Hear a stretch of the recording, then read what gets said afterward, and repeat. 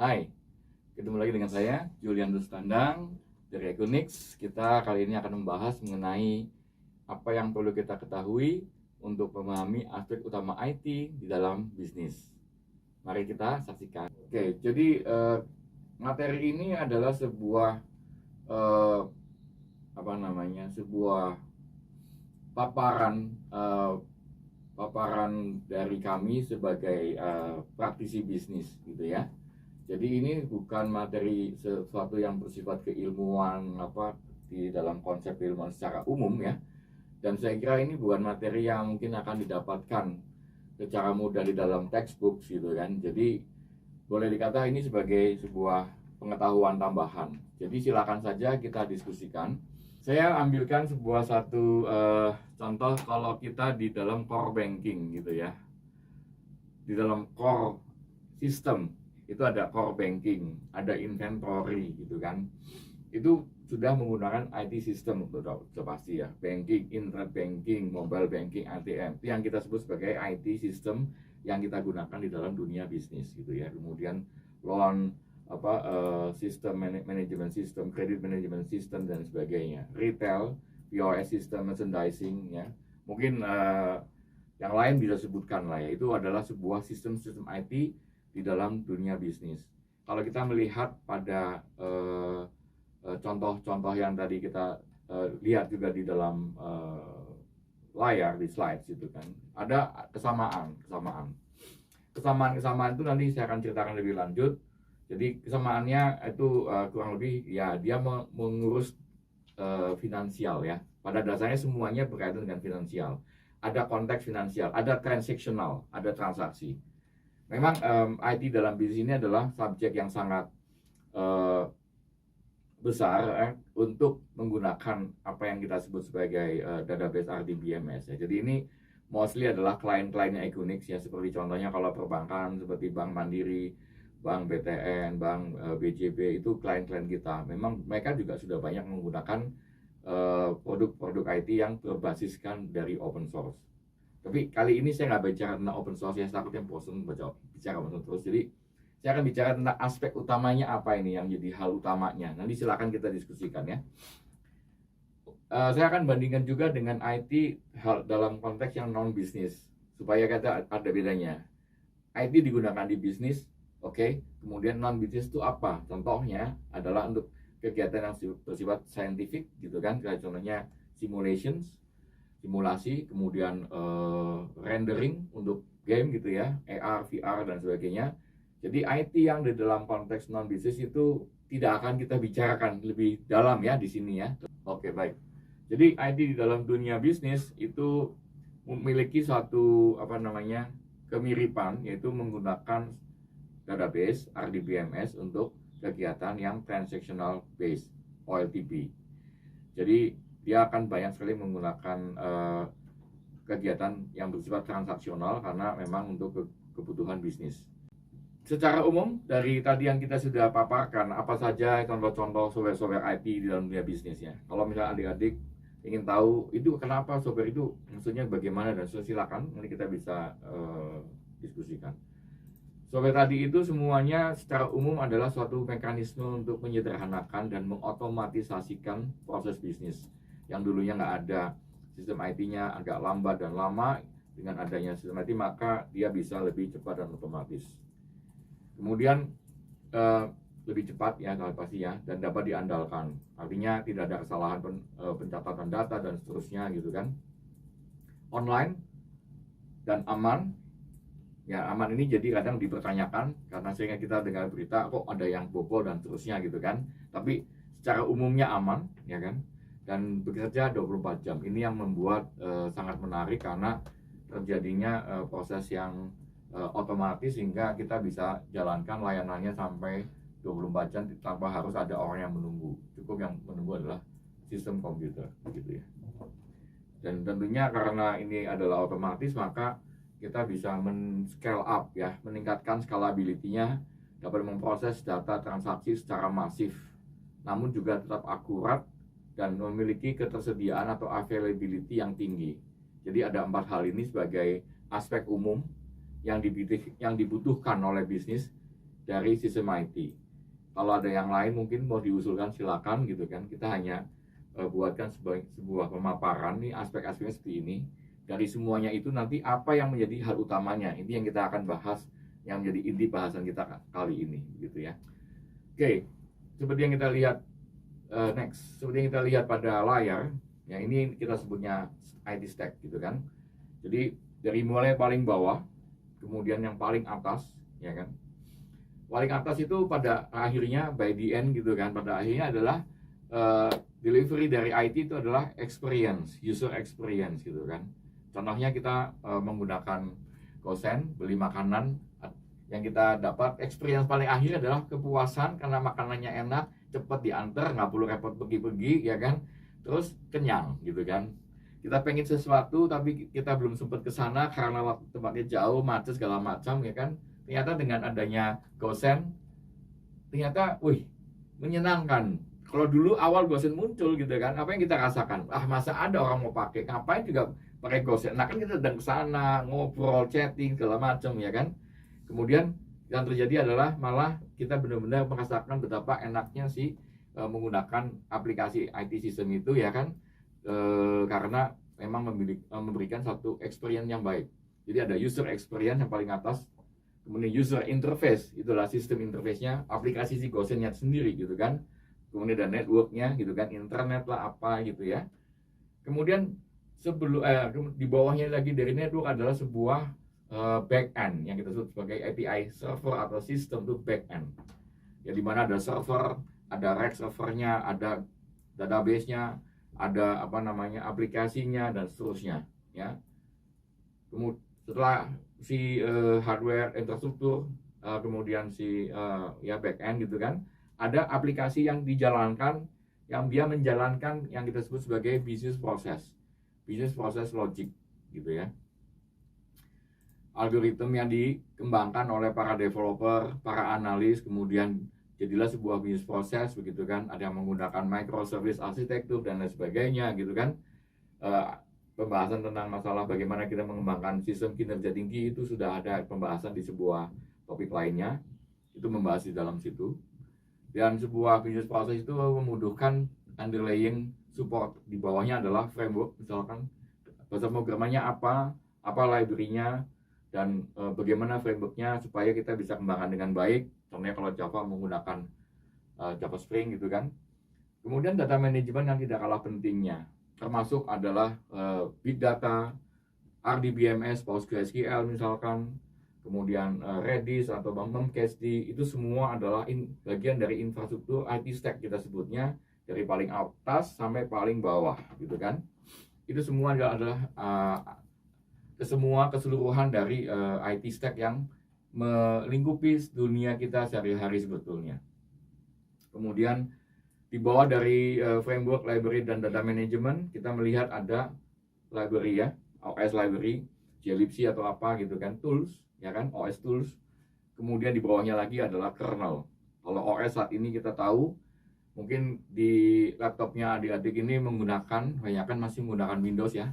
Ada yang juga menggunakan Linux, mungkin Ubuntu gitu kan. Kemudian ada juga menggunakan Mac kalau pakainya Apple gitu kan. Dan yang lainnya mungkin saya kira antara Windows, Linux atau Mac atau ya. Kemudian setelah OS itu di bawahnya lagi dari OS adalah driver, kemudian hardware, dan yang terpenting di antara semua itu sebetulnya adalah prosesor yang menjalankan semuanya. Jadi ini ibarat kalau ini orang ini bertumbuk-tumbuk gitu ya. Itu yang paling bawah adalah si prosesor yang menahan beban keseluruhan itu. Semua sistem IT, semua sistem hardware IT gitu kan, disebut sistem IT ketika dia ada prosesornya. Karena prosesor lah itu membuat sebuah device menjadi computer system gitu ya. Nah, kita menyatakan bahwa prosesor yang paling utama karena ada faktor-faktor lainnya di atasnya begitu. Namun di dalam pembahasan ini yang ingin saya arahkan, yang saya sampaikan adalah betapa pentingnya prosesor. Saya kira tidak hanya prosesor saja, tapi juga OS ya, sistem operasi, dalam menjaga keseluruhan sistem berjalan dengan baik. Kalau bisnis proses bisa apa saja, ada aplikasi A, aplikasi B, aplikasi C, dan seterusnya, ya kan? Framework bisa apa saja, library bisa apa saja. Jadi semakin ke atas tuh semakin berkembang ya, seperti pohon gitu kan. Semakin ke bawah semakin konvergen, ya. Semakin konvergen, semakin tidak banyak perubahan, begitu kan? Saya akan gambarkan dulu ya, seperti pohon begitu ya. Jadi semakin ke atas semakin bercabang-cabang.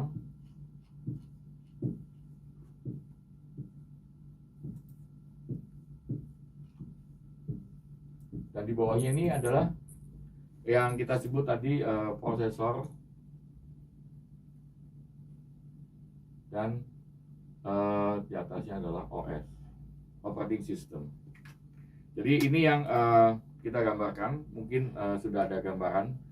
Aspeknya memang sebenarnya banyak ya, bukan berarti prosesor itu yang paling dominan secara pembelajaran, memang tidak. Apakah semuanya kita harus belajar prosesor? Tentunya tidak juga gitu kan. Namun kita harus memahami semua sistem itu ternyata tidak dapat berjalan kalau nggak ada prosesor. Itu sebuah pemahaman yang harus kita pahami. Kemudian juga kalau misalnya kita punya komputer apapun bentuknya, entah itu kecil seperti Raspberry Pi gitu kan, atau Edison gitu kan, ataukah besar seperti servernya untuk data center gitu kan, semuanya tuh harus punya apa yang disebut dengan prosesor dan juga tentunya OS gitu kan.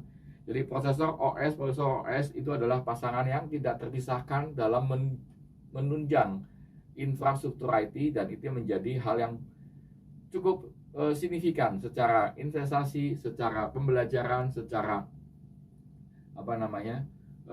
faktor yang menentukan juga kecepatan maupun keamanan sistem sebetulnya gitu ya.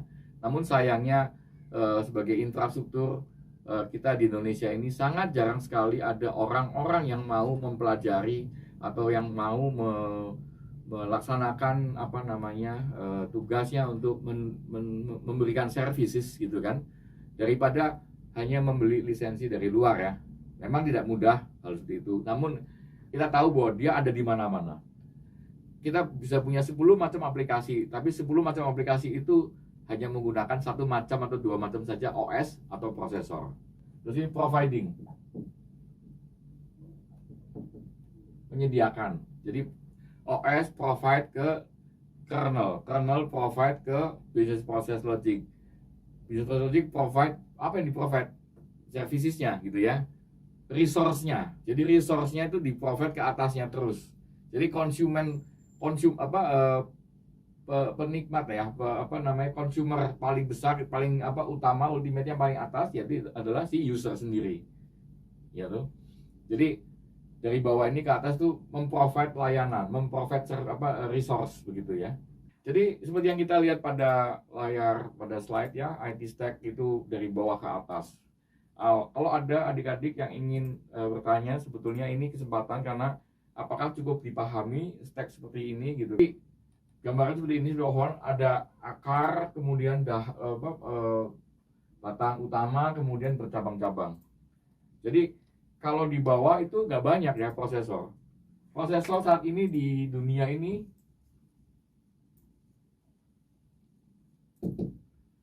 ada berapa? Hanya ada sebetulnya saat ini ya, kalau kita bicara dalam dunia bisnis sekarang ini, prosesor itu tidak banyak ya. Dalam hitungan satu tangan itu sudah cukup banyak. Apakah ada di antara adik-adik yang mengetahui prosesor mana yang paling prominent saat ini, yang paling baik lah, paling prominent? Jadi prosesor itu saat ini ada banyak, nggak banyak sih. Pertama dari segi manufacturernya AMD, ya pernah dengar? Saya kira harusnya dengar ya. Ada Ryzen, ya yang sering main game pasti tahu Ryzen 5, Ryzen 7 gitu kan. Ada yang versi untuk server namanya EPYC. Oke. Kemudian nggak tahu yang lain ya, dulu yang versi lama ya. Kemudian Intel. Saya kira harusnya mostly people understand ya, Intel, karena dia adalah incumbent, market leader juga masih ya. Intel itu ada iX gitu ya, i3, i5, i7, i9 gitu ya. i3, i5, i7, i9. Kemudian ada yang versi servernya Xeon. A3 nih namanya power processor. Dari mana? Dari IBM. Jadi nama lengkapnya IBM Power. Jadi kalau kita sebut IBM processor agak rancu karena IBM itu perusahaan yang sangat besar. Jadi kita sebutnya IBM Power. ARM adalah prosesor yang sering digunakan untuk mobile, ya. Ada lagi yang mau jawab? Spark. Nah, 1, 2, 3, 4, 5 kan? Nah, ada lagi yang lain lebih nggak kelihatan lagi. Ada namanya Elbrus, punyanya Rusia. Waduh, ini out of context ya. Ini sudah dead, sudah nggak ada lagi. Elbrus udah nggak jelas lah, karena dia udah kalah jauh dibanding Intel. Kemudian ARM, bagaimana? ARM itu sebetulnya sudah sekelas untuk desktop, ya. Handphone kita itu sudah lebih canggih daripada komputer yang digunakan untuk menerbangkan manusia ke bulan, katanya demikian, gitu ya. Jadi ARM ini sudah memiliki kualifikasi yang bagus untuk digunakan sebagai desktop applications, tidak hanya sebagai mobile. Desktop sudah cukup oke. Tapi ARM sebetulnya masih belum convenient, masih belum cukup untuk digunakan di back end, di sisi tadi itu yang kita lihat di business process logic atau API server. Somehow bisa untuk aplikasi biasa masih bisa. Tapi kalau untuk aplikasi yang tertentu yang lebih berat, seperti contohnya database, belum bisa. Jadi ini masih desktop, kadang-kadang kadang bisa jadi server, begitu. IBM Power bagaimana? Ini powerful memang, ya. Walaupun masih kalah dibanding yang di atas nih, gitu kan. Sekarang udah kalah. Namun masalahnya secara perkembangannya sudah tidak terlalu menarik lagi si IBM ini. Kenapa tidak menarik? Karena sekarang ini kalau nggak salah powernya harusnya jadi power 9 versinya, atau 10 harusnya. Jadi perkembangannya sudah tidak terlalu bagus, ya. Karena kalau kita mempelajari atau memahami prosesor sebagai underlying IT system kita di seluruh dunia, kita pasti paham itu akan tergantung pada siapa yang menjalankan code-nya kita, gitu kan. Karena kalau kita punya satu sistem dan tidak ada prosesornya, tidak ada code yang dijalankan, berarti mungkin itu bukan IT system, gitu ya. Nah, itulah prosesor, dan kita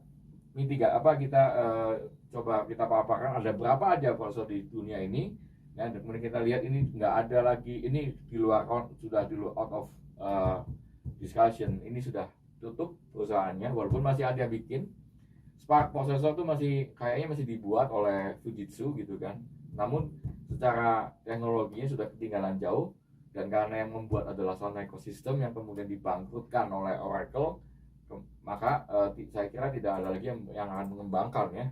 Nggak tahu lagi kalau di dalam sana di Fujitsu di Jepang itu ada pengembangan. Tapi yang jelas Spark ini masih sepertinya diproduce oleh Fujitsu Jepang. Spark ini adalah prosesor yang di open source kan oleh Microsystems. Kemudian ARM, kita tahu ya ada banyak sekali perusahaan-perusahaan yang memproduksi ARM, dari mulai Samsung, gitu kan. Kemudian siapa ya, banyak yang membeli blueprint dari ARM, kemudian dia cetak sendiri prosesornya, itu yang namanya ARM itu begitu. Kemudian IBM Power tadi saya ceritakan, dia sudah sangat ketinggalan teknologinya, tidak berkembang. Sebuah perusahaan teknologi yang teknologinya tidak berkembang sekian tahun, itu ya kira-kira mungkin akan kurang baik lah kalau kita pertahankan, karena nanti teknologinya bisa obsolete, sementara kita masih tergantung, ya kan, karena prosesornya adalah teknologi yang paling bawah, ya kita lihat di stack itu paling bawah. Kalau sudah uzur prosesornya nggak bisa berubah kan repot juga kan. Jadi ini juga enggak sih, ya, ini masih oke, masih bisa untuk desktop. Kemudian ada dua ini rival, ya, AMD dan Intel rival. Ya, ini dua prosesor yang saling bersaing di market. Cuman saat ini yang paling happening paling menarik itu AMD karena dia punya kecepatan yang jauh lebih tinggi daripada Intel. Saat ini perbandingannya satu Intel, ya ini hanya sekedar perbandingan sekilas saja, satu Intel. Saya tidak jualan AMD juga, saya cuma membandingkan bahwa kita ini sangat membutuhkan prosesor. Untuk itu kita harus memahami dan benar-benar menguasai apa yang di provide oleh prosesor. Itu sama dengan salah. Dua prosesor Intel sama dengan satu AMD. Gitu. Wow, kalau begitu keren dong AMD. Oke, sorry. Dua prosesor Intel sama dengan satu AMD gitu kan. Ya, kalau gitu bagus banget. Ya, memang. Tapi apakah everybody know about that? I'm not sure. Jadi ini bukan hal yang mudah juga dipahami sebetulnya. Tapi ya itulah, kita harus paham. Sebab kita harus melakukan efisiensi, dan efisiensi itu juga dimulai dari paling bawah, di semua stack gitu kan, termasuk yang paling bawah gitu kan. Bagaimana bisa begini dan seterusnya kita bisa bahas kemudian. Kalau mau tanya silakan. Ini tentang prosesor, oke? Kemudian di atasnya lagi adalah OS, ya toh. Bagaimana dengan OS, ya kan? Nah, jadi dua hal ini, prosesor dan OS adalah pokok pembicaraan kita. Sudah saya ceritakan. Begini prosesor. Jadi saat ini kalau kita bicara prosesor, kita bicara dunia bisnis. Kita nggak bicara dunia yang di handphone ataupun desktop application. Referensinya kita adalah sebuah mesin yang dijalankan di back end di data center. Entah itu di perbankan, entah itu di data center mana ya. Jadi kita bicara pilihannya itu cuma dua ini. Either AMD atau Intel. Ya. Nanti kita akan perjelas di antara dua ini, akan kita perjelas. Kita kemudian naik dulu ke atas ke operating system. What we have, kita punya apa di OS? Memang banyak sekali OS ya. Kalau kita mau detailkan, saya kira akan hampir ratusan ya. Karena banyak yang juga menurunkan dari Linux ya. Semua itu adalah bagian dari Linux, termasuk Android ya kan, termasuk macOS, termasuk Harmony gitu ya. Kemudian bagaimana dengan Windows? Ya, Windows ini sebuah OS, another OS, karena dia menggunakan Windows NT ya. NT, core-nya NT ini, Windows. Oke. Kemudian bagaimana dengan iOS? iOS ini adalah BSD. Ya, ini ada free BSD, ada net BSD, ada open BSD, ada 3 macam kalau nggak salah. Semuanya base dari BSD. BSD adalah Berkeley Software Development. Jadi sebuah komunitas ya, software development yang ada di UCB, University California Berkeley di Amerika. Dia membuat cloning Unix. Ya, ini biasanya adalah clone-nya Unix clone. Ya, saya kira dia bisa bikin begitu karena dosen-dosennya itu mungkin juga mantan developer Unix yang di zaman dulu ya. Jadi dia menggunakan tugas belajar dikumpulkan ya, dosennya pecah-pecah ke masing-masing mahasiswa, dikumpulin gitu. Kalau zaman sekarang ada GitHub gitu kan, zaman dulu pakainya itu kali ya. Muncullah namanya BSD. BSD ini ya boleh disebut Unix clone gitu kan. Beda dengan Linux. Linux itu mirip dengan Unix tapi is not cloning karena sebetulnya tidak benar-benar sama, code-nya from scratch gitu kan. Oleh karena itu kalau Linux disebutnya Unix compatible saja karena memang dia kompatibel dengan Unix. Jadi BSD ini kategorinya Unix sama ini jadi satu sebetulnya.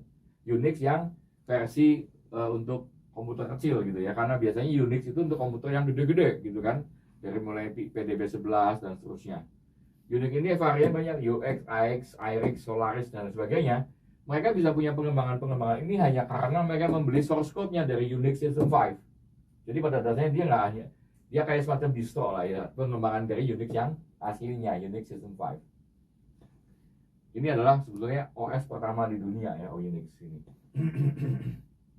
Nah, Unix ini sudah ada lagi ya saat ini ya, karena sudah digantikan oleh Linux. Jadi hardware besar yang pakai Unix juga sudah terlalu uzur ya, sudah di-replace. Dan lagi pula kalau kita bicara Unix environment sudah bisa di-replace oleh Linux dan oleh FreeBSD. Jadi ini sudah no more. Kalau di Amerika masih banyak orang pakai FreeBSD gitu, di Indonesia saya udah jarang banget gitu kan. sudah kalah pamor dengan Linux gitu ya. Jadi kalau kalian mau belajar yang mana nih, BSD atau Linux gitu kan. Kalau mau yang lebih banyak widely accepted, saya kira lebih baik belajar Linux ya daripada FreeBSD. Tapi nggak apa-apa kalau pengen yang sedikit lebih berbeda atau keren ya boleh-boleh aja. Saya kira beberapa device embedded yang proprietary gitu kan, kayak contohnya iOS itu dari BSD sebetulnya dia kategorinya BSD. Jadi bukan open source sistem operasi yang secara mandiri sendiri, bukan ya. Jadi ketika Steve Jobs dikeluarkan dari Apple gitu kan, sebagai pendiri Apple dikeluarkan dari Apple, dia membangun satu perusahaan baru namanya Next gitu kan. Next, dia memang selalu punya visi yang sangat futuristik gitu kan. Dia membangun perusahaan namanya Next, yang mana dia menggunakan BSD sebagai engine-nya. Ya waktu itu Macintosh tuh Mac sudah punya OS gitu kan, tapi memang kalah keren. Sama halnya Symbian. Symbian tuh begitu sudah ada Android, lewat dia ke laut gitu kan, kalah jauh. Nah itulah masalahnya, kenapa Nokia itu tidak bergeming, itu bingung juga gitu kan. Kalau Nokia memahami hal yang lebih mendasar, ada orang-orang paham tentang sistem engineering di Nokia, saya kira sudah diwanti-wanti tuh si bosnya gitu kan. Karena secara fitur dan teknologi jauh sekali gitu kan. Linux itu yang dimasukkan ke Android ini kelasnya world class, kelasnya kelas Unix. Unix aja kalah sama Linux, bagaimana bisa? Jadi saat ini perbankan itu pun sudah menggunakan Linux adopsi. Nah, ini hebatnya gitu kan. Ya nggak tahu orang yang di bank-bank di Indonesia taunya tuh dari mana. Saya kira mungkin taunya dari reportnya orang lain yang di Amerika saja. Sebetulnya kenapa dia bisa replace? Karena emang Linux far better than Unix gitu kan. Kenapa begitu? Nanti saya ceritakan. Jadi dulu zamannya ya 10 tahun yang lalu nggak ada namanya Linux di dalam data centernya perusahaan-perusahaan atau enterprise, nggak ada ya. Nggak mungkin lah, wah nggak mungkin masa pakai Linux gitu kan. Kalau orang yang tahu ya why not gitu kan. 20 tahun yang lalu, sekitar tahun 2000 berapa ya, 23 gitu kan, hampir 20 tahun yang lalu gitu kan, sudah ada berita gitu kan. Di Amerika orang yang menggunakan server farm yang pakainya Solaris, dia pakainya Sun Microsystem diganti oleh Linux for Solaris gitu kan. Ada Linux untuk ini apa namanya untuk Solaris, jadi menggantikan si OS-nya Solaris gitu kan. Linux for Spark gitu ya. Nah, jadi ada satu hal yang aneh, why gitu kan? Kenapa Linux dipakai di mesin Unix gitu kan? Jadi saat ini semua mesin-mesin yang tadinya menggunakan Unix, kayak contohnya IBM Power, ini kan Unix sebetulnya. Unix itu IBM AX. Itu sudah bisa mensupport Linux zaman dulu itu, karena para developer Linuxnya itu sudah membuat porting supaya dia bisa running di Unix. Karena memang pada dasarnya secara arsitekturnya Linux itu sudah mirip banget dengan Unix, sehingga dia bisa replacing. Pertanyaan pertama kan adalah kenapa di replace? Ya, ada dua hal sebetulnya. Satu karena masalah lebih baik fiturnya, ya kan. Kedua mungkin lebih murah, ya. Dua-duanya benar. Tapi yang paling utama yang pertama, karena lebih baik. Nah, kenapa lebih baik? Kita akan ceritakan kemudian. Jadi saya akan teruskan ini sudah disilang. Jadi simply ada dua, Linux sama Windows. Jadi saat ini ternyata sudah banyak orang yang menggunakan Linux di data center.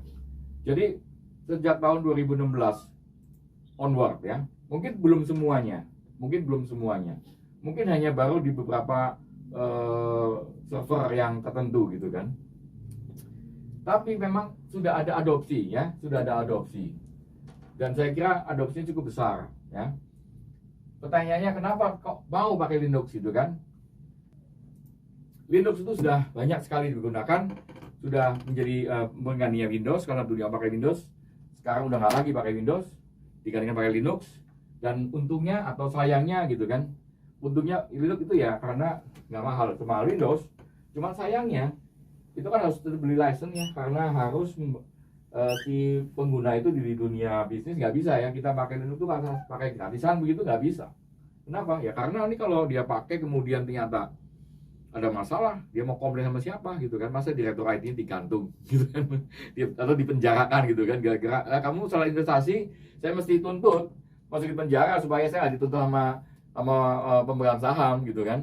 Kan lain lagi ceritanya. Jadi di dalam dunia bisnis itu risk mitigation itu hal yang harus kita pahami baik-baik gitu kan. Itulah kenapa setiap kita membeli teknologi, kita nggak bisa asal beli dan harus ada yang melayani gitu kan. Bahkan saya kira tidak hanya itu, juga compliant dengan aturan-aturan pemerintah kayak OJK itu juga mesti dipertimbangkan. Oleh karena itu kalau mengadopsi open source kayak contohnya pakai Linux begitu di korporasi, maka ini harus membayar biaya kepada seorang atau perusahaan yang memberikan layanan gitu kan. Kayak contohnya ya pakainya yang Red Hat, nggak mungkin pakai yang Debian kalau dia mau pakai tanpa mau membayar. Jadi hidup ini tadinya oke, baik, tapi kemudian ya itu tadi kita harus membeli ke sebuah vendor ya. Tapi nggak masalah, itu buat kalangan bisnis sesuatu yang memang harus dilakukan seperti itu. Jadi di sini kita bicara tentang Linux ya, itu sudah menjadi hal yang sangat prominent. Tapi kemudian apa yang menjadi keunggulan sebetulnya sih? Nah ini akan saya ceritakan. Jadi kalau kita bicara sistem operasi, apa yang kita butuhkan dari sistem operasi untuk menunjang sistem performance atau menunjang IT stack yang tadi kita bahas. Pertama adalah kemampuan dia melakukan multi processing dan multi threading ya. Di sini multi processing itu sudah pasti Linux unggul karena dia adalah kompatibel atau keturunannya Unix yang memang punya nature-nya itu multi processing. Multi threading adalah sebuah teknologi yang baru yang dikembangkan oleh Windows tahun 2000 something kalau nggak salah ya. Itu multi thread.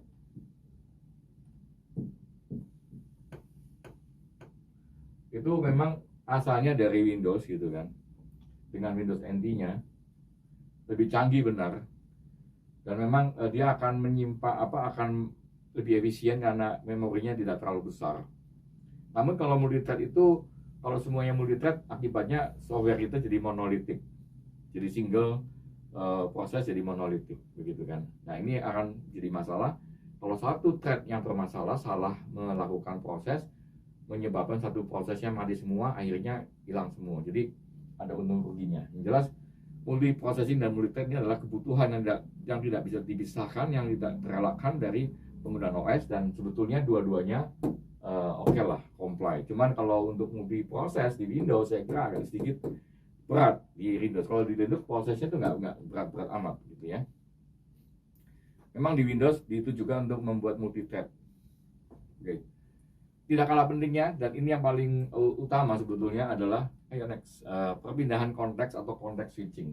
Di sini yang saya jelaskan kepada adik-adik apa itu konteks switching. Kita lihat di slide ya. Itu ada 3 thread. Ada 2 thread kiri dan kanan. Proses 0 sama proses 1. Satu proses dengan satu thread ya, P0 namanya, kemudian P1. Dari P0 itu kemudian loncat ya, dia menyimpan memanggil fungsi di P1 gitu kan. Kemudian ya itu lewat OS dulu ya sebetulnya ya. Jadi dari P0 pindah ke P1. Sebetulnya ini bukan loncat, tapi execution handle yang mana adalah kalau dalam bahasa mesinnya adalah instruction pointer, itu yang tadinya ada di P0 dilempar ke P1. Nah itu sebelum dilempar itu ada di save dulu itunya datanya, setelah itu dipakai P1, kemudian dari P1 kemudian balikin lagi ke P0. Jadi ada perpindahan konteks switching ya. Ini penting sekali karena bayangkan kita ada satu server ya, dengan mesin ya, kita bisa menangani 1000 transaksi per detik gitu kan. Padahal di dalamnya kita pakai cuman 10 core saja. Ya, atau 10 core artinya 10 CPU gitu ya. Anggaplah begitu. Maka 1000 ini gimana caranya dihandle 10 ya kan? Yaitu dengan cara dipindah-pindah gantian. Satu melayani 100 gitu kan. Gantian muter terus gantian. Nah, ketika dia berganti-ganti ada proses context switching. Kalau konteks switching tidak efisien, ya kita lihat yang melakukan konteks switching adalah OS, bukan prosesor ya. Memang itu tugasnya OS, salah satunya itu. Kalau tidak efisien, tidak keren, tidak bagus, maka si OS-nya akan jadi apa? unstable. Kalau unstable bagaimana? Ya gampang nge-hang ya. Ya gampangannya tuh ya kalau kita pakai Windows keluar BSOD gitu ya, blue screen of death gitu kan. Nah itu salah satu contohnya. Jadi context switching ini adalah sebuah sebuah fitur yang sangat penting untuk OS. Jadi kalau kita boleh sampaikan fitur OS yang paling utama adalah kemampuan dia melakukan context switching. Walaupun tidak itu ya, bukan itu saja ya, ada library-nya bagaimana, kemudian interoperability-nya bagaimana dan seterusnya. Tapi context switching itu menempati peringkat yang quite dominan, yang cukup dominan. Itulah kenapa Linux itu dipilih over Windows karena dia lebih stabil. Nah ini context switching yang baik menyebabkan stability. Dia bisa lebih stabil, kuat, keren dan bagus gitu kan, sehingga dia bisa deliver solusi yang baik. Itu tentang fitur kedua dari si OS. Kemudian yang ketiga, saya kira kalau yang ketiga ini juga tidak terlalu berbeda jauh, cuman kalian bisa paham juga ya. Nanti saya jelaskan. Kemampuan untuk melakukan containerization itu didasari oleh kemampuan memiliki fitur CPU affinity. Jadi zaman sekarang itu nggak ada zaman lagi satu mesin itu satu core ya, satu mesin itu ada puluhan core malah. Dengan demikian kita harus menempatkan banyak sekali proses supaya memanfaatkan core yang ada. Caranya bagaimana? Ya banyak caranya. Tadi udah dijelaskan, multi-thread, multi-proses gitu kan. Cara kedua ya dengan cara kita bikin VM saja gimana? Ya bisa juga pakai VM gitu kan. Tapi tidak lebih baik lagi daripada yang lebih keren, lebih baik adalah menggunakan container. Kalau VM itu tidak melakukan bonding antara VM dengan CPU core, tapi kalau container itu ada bind, ada bonding. Jadi sebuah server dengan menggunakan 10 container itu misalkan, itu masing-masing ada 2 core, 2 core, 2 core, 2 core begitu. Maka server itu bisa memiliki semacam ini kita anggap ada 5 kontainer ya. Satu server ini ada 10 core, kita bagi jadi 5 kontainer, masing-masing 2 gitu kan. Maka masing-masing ini seperti murni sebuah server dengan 2 core yang berjalan secara independen begitu. Karena ketika si CPU-nya itu bekerja, 2 core ini benar-benar terpakai oleh si kontainer itu saja, tidak dibagi-bagi dengan yang lain. Itulah bagusnya kontainer. Jadi kontainer itu melakukan proses partisi hardware yang lebih baik daripada VM ya ini. Jadi kalau ada yang masih bingung, ini ada orang bilang VM keren, kontainer bagaimana gitu kan. Jawabannya kalau kita bicara yang mau lebih pastinya untuk sebuah scalability ya, membagi kemampuan proses dari sebuah host, maka menggunakan kontainer itu yang paling baik gitu ya. Itu yang ketiga tentang fungsi utama dari OS. Saya kira yang OS sudah cukup. Yang saya akan jelaskan tentang yang prosesor. Jadi kenapa AMD lebih bagus? Karena AMD ada breakthrough. Breakthrough-nya apa? Saya kira agak sedikit susah dijelaskan. Tapi yang jelas dia memiliki kemampuan computing yang lebih efisien di sisi core, di sisi prosesornya, dan dia punya komunikasi data yang lebih efisien. Dan saat ini AMD lah yang pertama kali yang belum bisa diganti oleh Intel memampatkan 64 core fisik, ya kan, 64 core fisik dipampatkan dalam satu keping. Kita lihat di slides itu ada AMD, ada Intel, ada Spark gitu kan. Kita next ke belakang. Oke. Nah, ini dia. Ini ada 2 soket, ada 2 prosesor AMD, ya. Itu di dalam satu soket itu ada 4 keping, ya. Di dalam 4 keping itu, satu kepingnya itu ada kurang lebih ada 16 core. Jadi 16 kali 4 itu 64 ya. Nah, jadi di dalam yang 16 core itu, satu keping yang hitam itu ada beberapa keping-keping kecil. Nah, jadi si prosesor, si core-nya AMD itu memang benar-benar sebuah keping yang kecil yang diletakkan bersama-sama. Kemudian, salah satu fitur yang tidak kalah pentingnya dari sebuah prosesor adalah kemampuan melakukan pipelining. Jadi kita lihat tadi ada beberapa core begitu ya.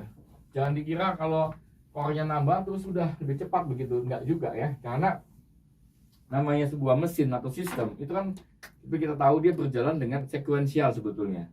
Tapi kemudian kalau dia sekuensial, nanti gimana bisa diproses oleh core yang berbeda-beda ya, gitu ya. Inilah masalahnya. Jadi ketika sebuah pipelining masuk nih, ini data masuk ini, gitu kan. Di dalam sini ada paparan kecil-kecil ya, di masing-masing core-nya gitu kan. Jadi ini cache sebetulnya. Ini kalau gini L1 cache, gitu. Ini L2 cache gitu kan. Nah, data itu masuk dari memori di bawah gitu kan, memori. Masuk ke cache dulu yang paling besar, L2 cache. Setelah itu nanti masuk ke sini, masuk ke situ gitu kan. Ternyata datanya yang ini punya itu, pindah ke sana. Ternyata punya sini. Jadi ada kebutuhan inter-core communications yang tidak terelakkan ketika empat-empatnya ini bekerja dalam satu kesatuan sistem. Nah, kalau kita buat kontainer begini bagaimana? Ya, sangat kecil kemungkinannya, walaupun masih ada kemungkinan, tapi sangat kecil. Kalau kita berada dalam satu proses, kan kita bisa membuat satu proses multiple thread, ya kan, sehingga satu proses itu bisa menggunakan multiple core gitu kan, maka dia akan saling sharing gitu kan datanya. Ya mending kalau dia nanti ternyata datanya bisa langsung diberikan begitu kan, komunikasi antar cache-nya. Ada yang tidak ya, sehingga kalau tidak maka datanya tuh ambil lagi dari bawah ke atas lagi, ambil lagi dari bawah ke atas lagi. Itu yang terjadi. Saya kira ini belum tahu pasti, cuman karena si Spark ini sangat lambat ya, dia lambat banget, dia tidak memiliki inter-core communication. Berbeda dengan AMD, dia punya Infinity Fabric namanya.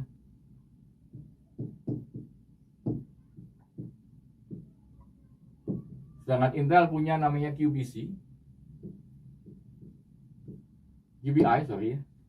Dia bisa komunikasi antar core dengan baik, sehingga 64 core yang ada itu bisa efisien berjalan sama-sama, saling menunjang, menghasilkan performa yang sangat maksimal yang di AMD.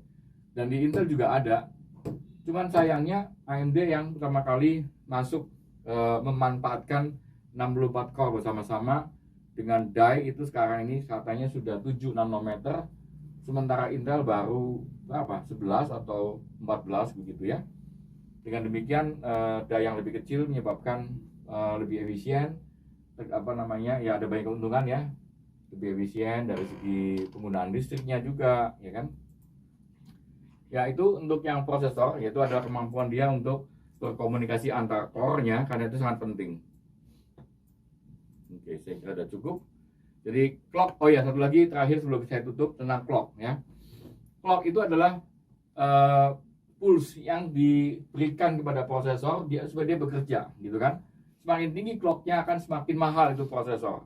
Tapi kalau untuk aplikasi bisnis, kita memang tidak terlalu butuh untuk clock yang tinggi. Namun ya, untuk database kita butuh yang tinggi, karena database harus mengkoordinasikan core yang berbeda-beda dengan lockingnya dan seterusnya. Itu dengan clock yang tinggi, maka proses si database akan mudah cepat terurai masalahnya, sehingga database bisa bekerja dengan lebih cepat, tidak ada jam di dalam komunikasi data di dalam database-nya, begitu ya. Baik, seperti itu yang ingin saya paparkan kepada adik-adik dan yang lain, bahwa sistem IT stack itu memang banyak dan kompleks seperti pohon tadi. Namun ada dua hal penting yang harus kita kuasain sebagai bagian dari infrastruktur, dan itu ada di semua sistem, yaitu sistem operasi dan prosesor, ya kan. Saya bicara prosesor begini dalamnya, tujuannya supaya kita bisa memanfaatkan untuk kebutuhan-kebutuhan yang sangat spesifik. Apa itu? Ya tidak lain, tidak jauh dari sebuah kebutuhan database, karena aplikasi mudah di scale up, dia nggak butuh yang keren-keren, pakai ARM juga nggak masalah. Kalau ternyata butuh banyak ya tinggal dibanyakin ARM-nya gitu kan. Tapi kalau database nggak bisa kita nambah host gitu ya. Ada satu mesin database sudah mentok nih, terus kita tambah lagi di sini sebelahnya, nggak bisa begitu. Semoga ini menjadi hal yang baik buat adik-adik mahasiswa, buat tim yang lain juga, karena pengetahuan tentang infrastruktur ini perlu kita pahami baik-baik supaya kita tidak salah membeli investasi, karena kadang